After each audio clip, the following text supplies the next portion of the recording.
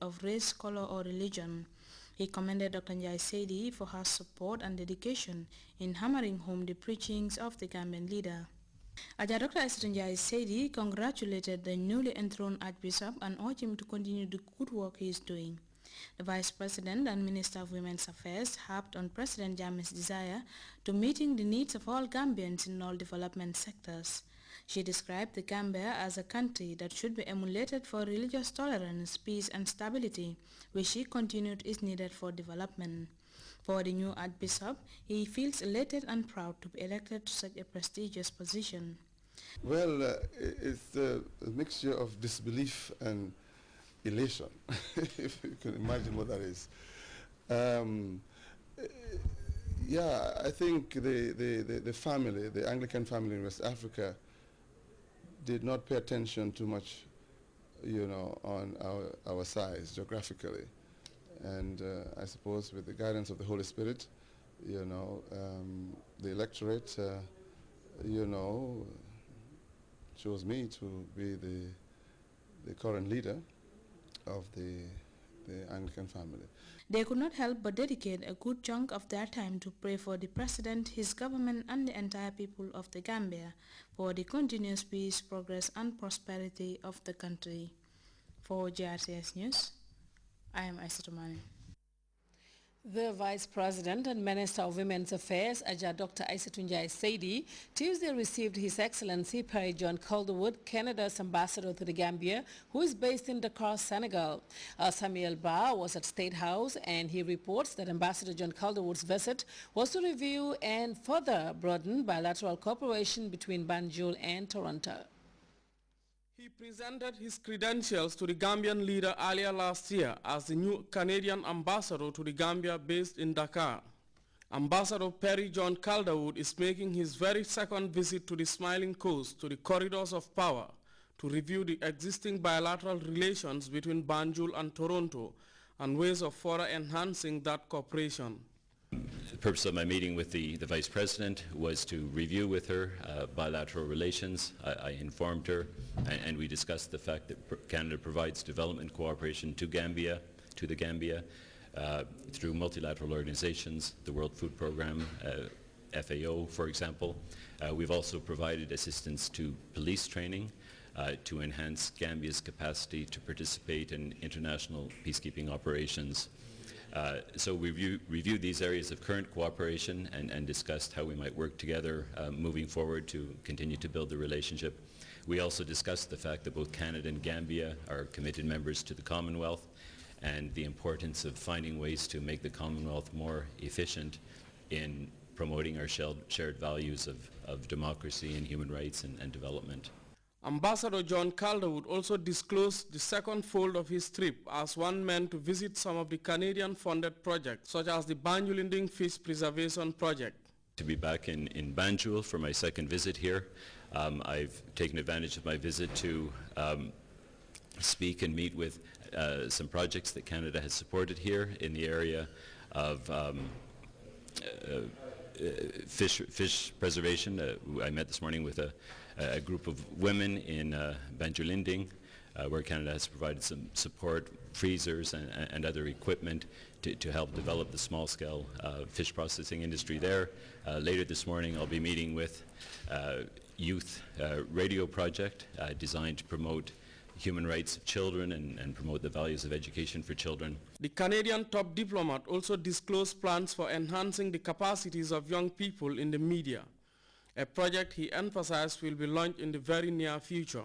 As friends of two closely knitted states, Gambia and Senegal, Ambassador Calderwood reiterated his country's steadfastness in bringing a lasting solution to the troubled southern Senegalese region of Casamance. Speaking earlier, the Vice President and Minister for Women's Affairs, Dr. Aissatou Njie Saidi, commended the visiting diplomat, as she also spoke of the two countries' commitment to the Commonwealth of Nations. Madam Njie Saidi further pledged Gambia government's continued resolve to further enhancing ties between Banjul and Toronto. The Gambia's role in peace mediations has also been hammered home by Dr. Njie Saidi, and expressed appreciation to the government and people of Canada for their support to the Gambia. Samuel Ba, GRTS. The National Assembly has endorsed a bill on repeal of the Gambia Public Transport Corporation Act. Louis Mendy reports the development was premised on the company's inability to generate revenue and remain solvent. Initially enacted by the National Assembly in 1976, the Gambia Public Transport Corporation Act was today unanimously repealed by the deputies, the supreme lawmaking body. The symbolic development was premised on two genuine reasons. A business entity must either maximize revenue or cut costs to remain solvent. With the GPTC, neither option was possible. The need to officially repeal the act is thus considered necessary. The creation of the Gambia Public Transport Corporation in 1976 facilitated the provision of public road transport services as well as a school bus service in the country. The scheduled bus services were funded from internally generated funds, while the school bus service was maintained through an annual subvention from government. In the decade of the 1990s, however, the corporation slid into serious financial and operational difficulties. The bus fleet was aging, revenue earnings declined continuously, while a lack of investment aggravated the situation. Minister Litimboch, the second to move the option for the repeal of the GPTC Act after the Speaker of the House, was unanimously supported by deputies. The general consensus here is that if the corporation stays on, it is going to be a liability to the state instead of contributing to its socio-economic development. This House, Honorable Speaker, has been concerned over the affairs of the Gambia Public Transport Corporation and the staff welfare. We've also been very much concerned about the need for government to provide public transport systems for the people of the Gambia. I think the Honorable Minister has been brave enough to get rid of the rubbish in the old house with a view to replacing it with something that is more useful to the people of the Gambia. The factors that were here before during DPTC are not the realities of the ground as of now. So we need a very holistic study to look at transportation throughout the country and see how do we fit to give services which would cause this new corporation that is coming into effect to be more competitive so that it will attract more clients. Honorable Speaker, thank you. I do support that it has not been GPTC has not been a reliable venture for some years, and as has been said, we've been very much concerned about it.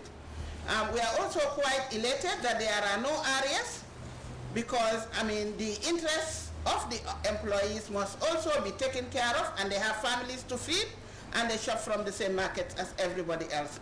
So we are quite happy that all areas have been paid and they will be settled properly before taking their leave. With the enactment of the repealed GPTC Act, what is now available to replace the then provider of public road transport services and the school bus services? Deputies say plans are afoot for the revival of this mode of transport in line with the objectives of the program for accelerated growth and employment. Louis Mendy, GRTS. The Gambia Armed Forces is embarking on a 7-day exercise codenamed Operation Scare the Hippos in the Central River region, particularly in Nyamina Karantaba and its environs. The exercise is to assist in scaring off the hippos in the general area of Nyamina Karantaba in order to protect the farms from possible encroachment. The Armed Forces says the operation will involve the deployment of troops, the conduct of vehicular and foot patrols, surveillance and possibly searches along the north and south banks of the CRR. The exercise is expected to commence on Wednesday the 21st and last until Tuesday the 27th of November 2012 from 6 a.m. to 7 p.m. daily. It shall involve the use of blank as well as live ammunition. The Armed Forces advises residents within the vicinity of CRR North, especially in Nyamina Karantaba and its environs, to avoid the area during the period of the exercise. Local administrative heads such as Governors Alkalolu and Saifolu are encouraged to provide the necessary assistance to the commanding officer. 2nd Infantry Battalion in Farafeni